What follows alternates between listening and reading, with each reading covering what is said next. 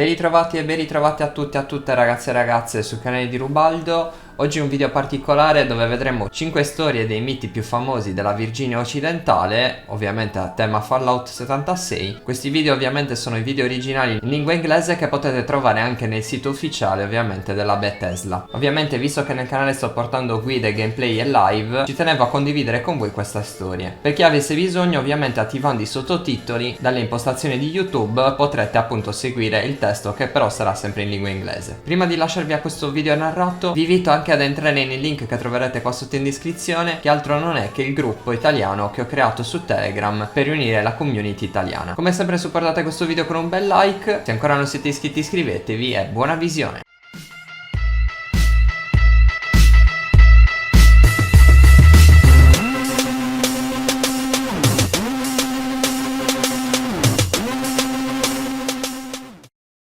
Il Wendigo ha grandi artigli, corpo scheletrico e labbra assenti o almeno non sufficientemente grandi da coprire gli enormi denti. È un essere di grandi dimensioni. Il Wendigo è molto agile e veloce, tanto da consumare i propri piedi per l'attrito con il terreno. Si narra che un uomo, di solito un cacciatore, si trasformi in Wendigo se viene morso da un altro Wendigo o se viene posseduto da uno spirito durante il sonno, oppure se si nutre per lungo tempo di carne umana.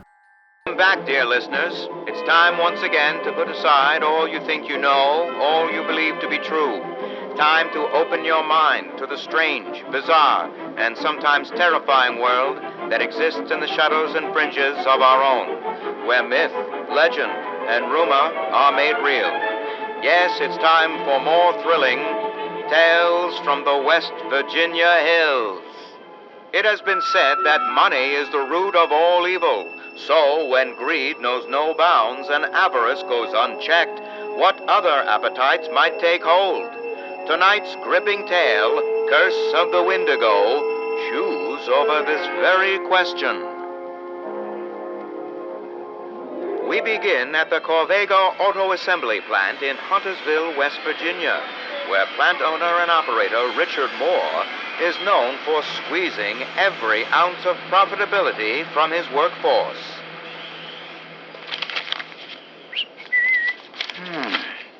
Excellent.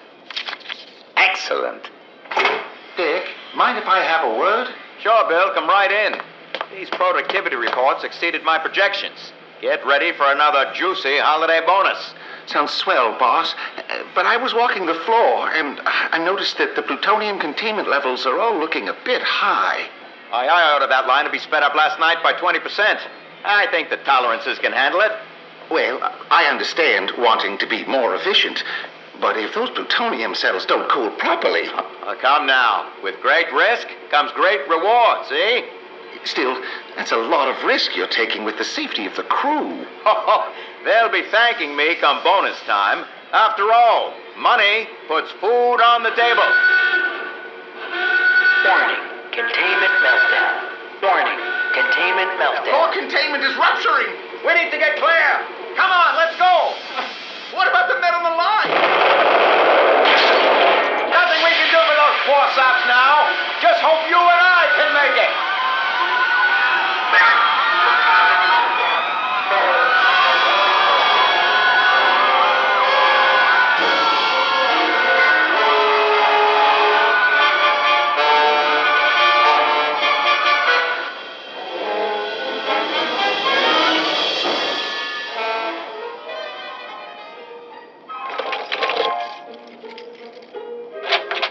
Darling, we're home. Are you up? Welcome back, Mum. Happy to report your husband is on the mend. His radiation levels are decreasing just as the doctor predicted. Splendid. Thank you, Godrich. Godrich, look at my new cap gun. Isn't it swell? A marvel to behold, Master Jim. By the by, Mum, I do say Mr. Richard certainly seems to have his appetite back. He's eaten twice again since lunch, yet still appears hungry. A very good sign of recovery indeed. Yes, I suppose that is good news. That you, dear? Say, did you buy more steaks? As I was saying, Mum, he's eaten up every last steak, meatball and banger, I'm afraid. Oh, my. Sorry, darling. I'll go to the butcher tomorrow. Insistent, isn't he? Yes, Mom. Quite. Can I show Dad my gun? Jimmy, I told you, not in the house. And remember, you can't go into the bedroom yet. Aw, stupid quarantine. I know it's hard, sweetheart, but we just have to be patient. This happens to lots of people with important jobs like your father's. Okay, I won't go in. I'll just say hi. Dad? Dad, did you fall asleep? Jimmy, that you out there, sport? Yeah, it's me. Jimmy, I'm hungry. Okay, Dad. I'll go tell Godrich to make you something. No. Why don't you come in, son? Pay your old man a visit. I'm not supposed to get too close yet, remember? Now, James, if your father says it's okay, then it's okay. Now, you come in here. I don't know. You sure? Positive. You come and give your dad a big hug. Now, Jimmy. Well, all right. If you say it's okay. There he is. There's my boy, looking fit as a fiddle. Dad, what's wrong? You don't look better at all. You've gotten so thin I can see your bones. And you've lost all your hair, too. You look almost like a skeleton. Oh, so sorry, Jimmy. But Daddy's hungry. So very, very hungry. Come closer, son. Come to Daddy. What? No, Dad, no!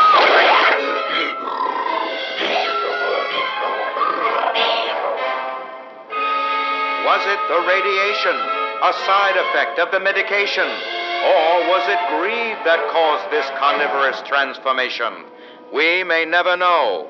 Be sure to tune in next week for another thrilling chapter of Tales from the West Virginia Hills. Lo snallygaster è un animale mitologico di grossa taglia che si dice viva presso i monti della Blue Ridge vicino a Bradbrook Heights in Maryland, Stati Uniti d'America. Sarebbe dotato di ali, di corna e di zampe da uccello, con caratteristiche in parte da rettile e in parte da uccello, ed emetterebbe un verso acuto e terrificante. It's time once again to put aside all you think you know, all you believe to be true. Time to open your mind to the strange, bizarre, and sometimes terrifying world that exists in the shadows and fringes of our own, where myth, legend, and rumor are made real. Yes, it's time for more thrilling Tales from the West Virginia Hills. In tonight's thrilling story, Sideshow Snallygaster. The carnival has come to the Tyler County Fairgrounds. Billy Harding and his dad wander past the games and rides, cotton candy in hand, peanut shells and popcorn crunching beneath their feet, as a sideshow barker touts a frightful attraction. Hurry, hurry, hurry! Come one, come all! Come and see the Snallygaster, the most dreaded creature this side of creation. Once a winged beast hunting the prehistoric skies, the cruel mistress of time has turned its wings into mere appendages, spawning this fearsome six-legged monstrosity. Hurry, hurry, hurry! Step right up and behold the stupendous Snallygaster! Dad, I want to go see the Snallygaster. No, hogwash. Sideshows are a swindle, Billy. All just smoke and mirrors. But he said it has 6 legs. Trust me, son. When you get inside, all you'll see is a shaved bear with extra legs glued on. Aw, Dad, please, I'm begging you. Billy! Whoa, slow down there, champ. Sorry, Mr. Harding. Hi, Teddy. Were you just in there looking at the Snallygaster? My dad says it's a fake. I tried, but it costs 5 tickets. 5 tickets? It's gotta be real if it costs that much. Yeah, that's what I thought, too. You know, it was a carny who coined the phrase, there's a sucker born every minute. Dad. Anyway, when I didn't have enough tickets, I tried sneaking in. You did not. Did so. Sorry, Mr. H. It's okay, Teddy. Your secret's safe with me. Gee, thanks. So, I went around the back, looking for a place to sneak under the tent, and overheard 2 workers say the snallygaster escaped. Escaped? You're kidding. All right. I hate to break it to you, boys, but that's just a publicity stunt to stir up intrigue. Those men were scared stiff. What should we do, Dad? Well, I'll tell you what I'm going to do. I'm going home. If you two want to stay longer, then so be it. But what about the snallygaster? Like I said, no such thing. Just don't dawdle too long, understand? They're closing soon. Okay, Dad. You think he's right about it being fake? I don't know. Well, the only thing I have enough for is the funhouse. Wanna go? Same here. Come on, it's this way.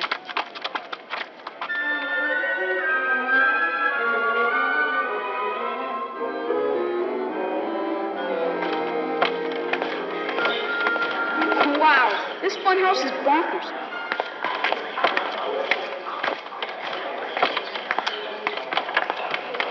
It's the Hall of Mirrors. Get a load of me. My body looks so big and fat in the reflection. And this mirror makes me look tall and thin. Whoa. And this one makes you look like you have a tail. Teddy, that's not your tail. It's the snallygaster's. Look out! It's coming right at you! Ah! Its head's stuck in the mirror. Ew! Look at all those eyes on its back. The snallygaster is real! I knew it! And look over there. Is that a body on the floor? The snallygaster must have killed him. Who knows how many other people it's gobbled up in here? It's breaking loose. Let's scram! Ah! It's got me! Its limbs wrapped around me! Help me, Daddy! Down, girl! Down! It's the carnival barker. Help us! Sit down. I'm free! I'm free! That's right, girl. Easy now. That was a close one. Thank you so much, mister. Say, where are your parents, boys? We're here alone. But don't worry. We'll tell everyone all about this and how you saved our lives. I was afraid you might say that. What do you mean? What I mean is that there's good publicity and there's bad publicity. And I always need to make sure I'm in control of both. A close call like this could be the end of business. And I can't risk that now, can I? But, mister, we won't tell anyone if you don't want. We swear it. Don't we, Teddy? Cross our hearts and hope to die? Well, now, I couldn't have said it better myself. Supper time, girl. The next day, the carnival pulled up stakes and moved on to the next town, because the show must go on at any cost. Be sure to tune in next week for another thrilling chapter of Tales from the West Virginia Hills. Grafton era un ricco centro minerario e una delle sue più grandi affermazioni è la fondamentazione della festa della mamma nel 1908. Attraverso questi boschi si aggira un mostro. Alcuni dicono che sia un mostro con la pelle simile a quella di una foca, ricoperto da folti peli, grottesco, gigante. Da lì prese il nome di mostro di Grafton. Welcome back, dear listeners. It's time once again to put aside all you think you know, all you believe to be true. Time to open your mind to the strange, bizarre, and sometimes terrifying world that exists in the shadows and fringes of our own, where myth, legend, and rumor are made real. Yes, it's time for more thrilling Tales from the West Virginia Hills. Tonight's episode, The Beast of Grafton, is brought to you by Dandy Boy Apples. Apples so good they never go bad. And remember, an apple a day keeps the doctor away. That's Dandy Boy Apples. Fresh, delicious, and dandy every time. Pick up a box today. Our tale begins in the rural hills near Grafton, where locals have reported a strange creature lurking in the woods. Robbie Cockrell and Peggy Mansfield were out on a date, celebrating Peggy's birthday. A full moon loomed large as they drove.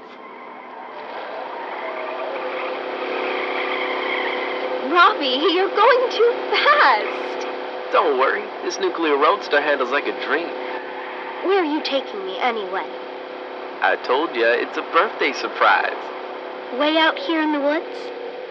There's nothing this far out of Grafton except that hospital by the river. Wait, I bet we're going to that new drive-in over in Clarksburg, right? Just so you can show off your slick new hot rod. Ah, come on. Don't be like that, Peggy. I just thought the drive-in would be romantic. Oh, Robbie. Robbie, look out!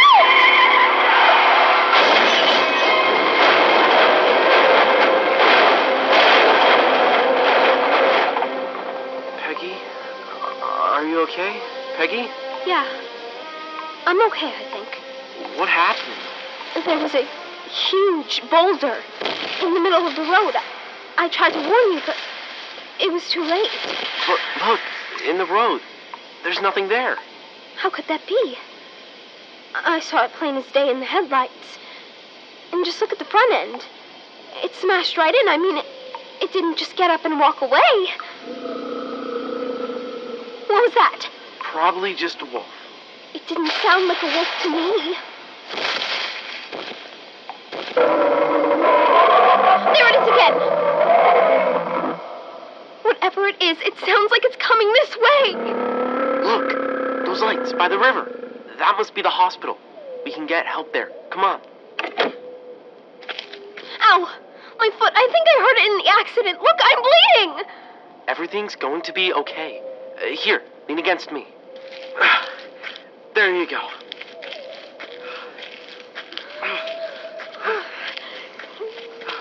See? You're doing great. Just like when we won that three-legged race in the park.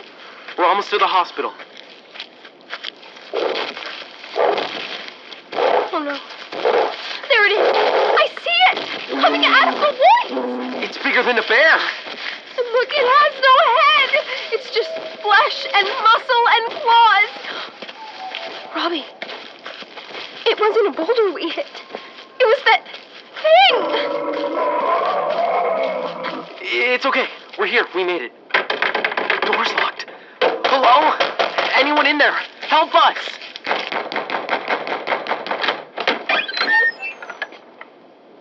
My, what's going on? Who are you? Please, doctor. There's been an accident. My girlfriend's injured. There's something after us. A monster in the woods. Oh, a monster, you say? I know. It sounds crazy, but I hit it with my car and... I see. It's just you two? Yes, it's just us. Oh, won't you help us, doctor, please? Of course we'll take care of you, my dear. Do come in. Come in. See? I told you everything was going to be okay, Peggy.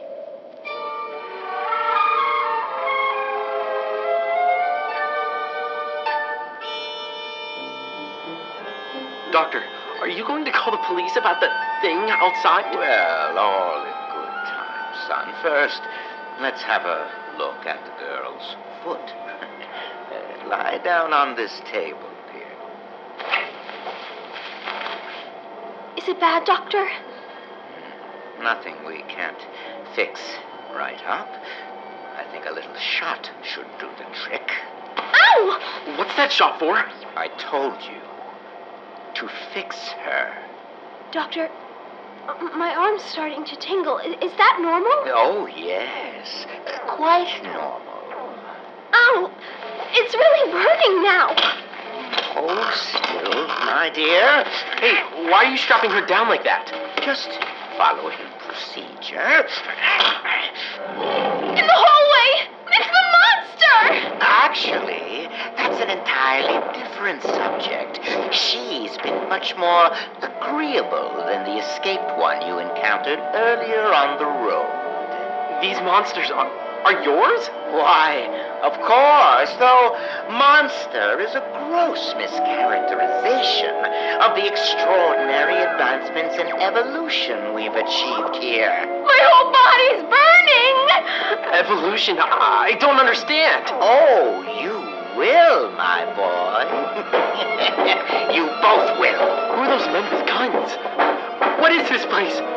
Hey, let go of me! What's happening? I feel so strange. Robbie?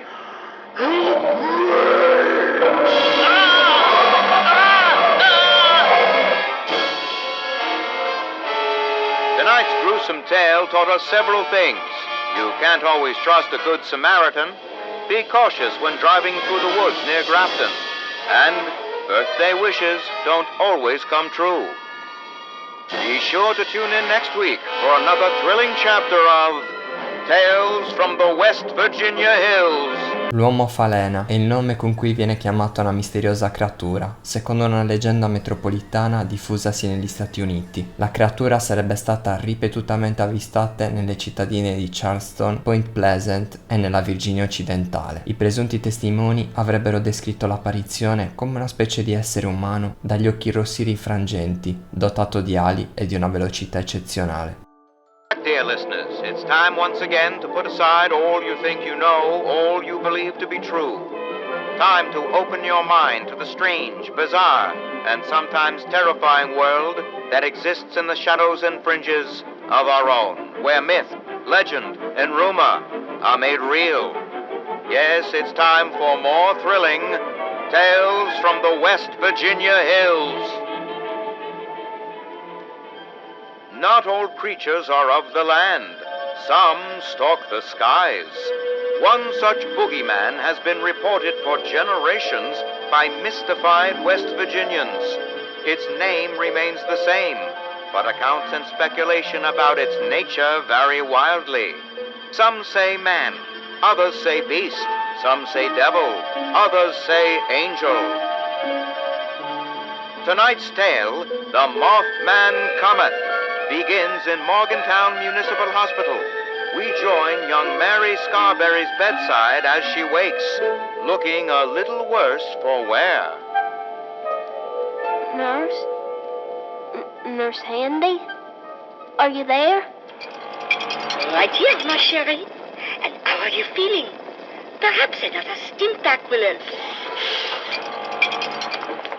Oh, is she awake? There she is. I heard her voice. How's my brave little girl? Hi, Mom. Hi, Dad. I'm doing okay.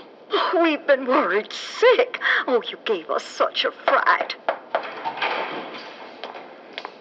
Howdy, folks. Awful sorry to disturb you at this hour. Mary, this is Sheriff Johnson. He just wanted to ask a few questions. Well, from what I hear, you're downright lucky to be alive, Miss Mary. You kids went through quite an ordeal. Steve and Buddy, are they okay? Let's just have a little chat first, Mary. Now, do you remember how you came to be on the Fayetteville Railroad Bridge yesterday? Well, going to the bridge was really Buddy's idea.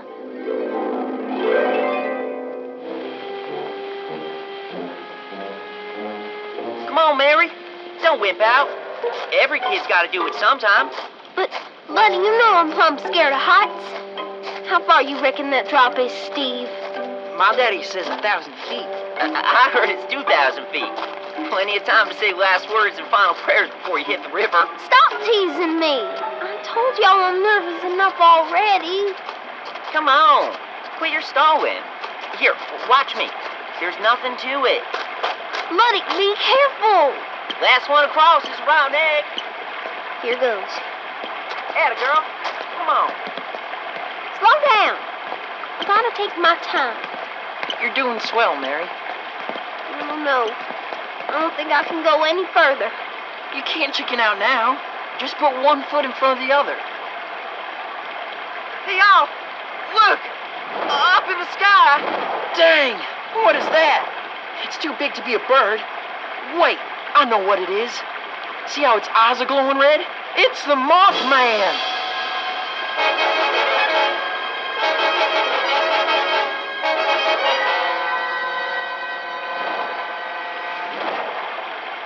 It's flying right toward us! Yeah! That was close. Steve! Mary! Get off that bridge! Train's coming! The train! Oh no! Grandpa says that the Mothman's a sign of bad things. I bet that means the train's gonna derail. Or maybe the bad thing is the train squashing us like June bugs. What are we gonna do? We can't jump, and it's too late to run. The train's almost here. Look out! That thing's coming back!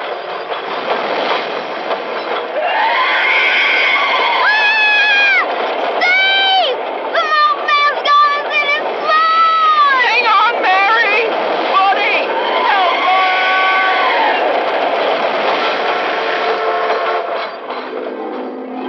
The last thing I remember is the Mothman snatching me and Steve just before the train ran us over. Sheriff, I know it sounds crazy, but I reckon it saved my life. Well, now that's quite a tale, Mary. You do believe me, don't you? I swear that's how it all happened. Just ask Buddy and Steve. They'll tell you the same story. Go on, ask them. Mr. and Mrs. Scarberry, could I speak to you outside a moment? Of course. Sweetheart, we'll be right back. You just get some rest. Nurse, could you please get her something to eat? Right away, madame. One Salisbury steak with extra gravy coming up. We'll have you right as rain in no time, ma chérie. What do you think, Sheriff? Mary's not one to fib, but that story... All I know is that she was found unconscious by the river without so much as a scratch. So then you think she was telling the truth about this? Mothman saving her and those boys? Well, that's the thing about it, ma'am. Those other boys weren't as lucky as Mary. The grim truth is that both were found dismembered way up in the top of a tree. On top of a... Oh, you don't think... What's that sound? It sounds like a...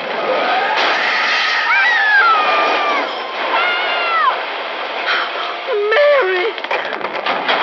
The window. It smashed right in. The nurse is torn to pieces, too! Right as one. Mary! She's gone.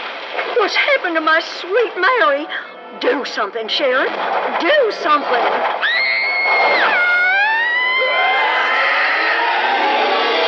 Another chilling reminder, dear listeners, to always watch your back, your left, and your right. Be careful of your step and the ground beneath your feet. But most of all, don't forget to watch the skies above. For you never know what frightful terrors might be lurking overhead.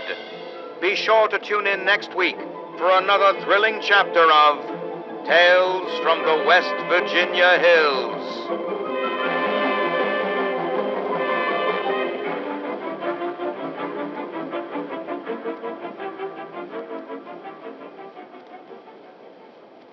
Il mostro di Flatwoods, noto anche come mostro di Braxton Country o fantasma di Flatwoods, è una presunta entità extraterrestre o creatura criptozoologica avvistata per la prima ed unica volta il 12 settembre 1952 vicino appunto a Flatwoods, cittadina della Braxton Country nella Virginia occidentale degli Stati Uniti. È da qui che prese questo nome. Welcome back, dear listeners. It's time once again to put aside all you think you know, all you believe to be true. Time to open your mind to the strange, bizarre, and sometimes terrifying world that exists in the shadows and fringes of our own, where myth, legend, and rumor are made real. Yes, it's time for more thrilling Tales from the West Virginia Hills.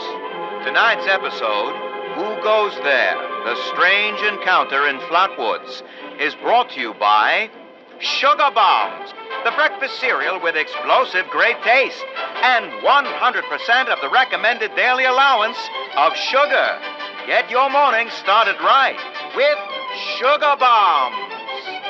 Our tale begins on a fateful night when a young pioneer scout, Fred Fisher, finds himself in quite the predicament, having taken a spill and fallen into a dark place.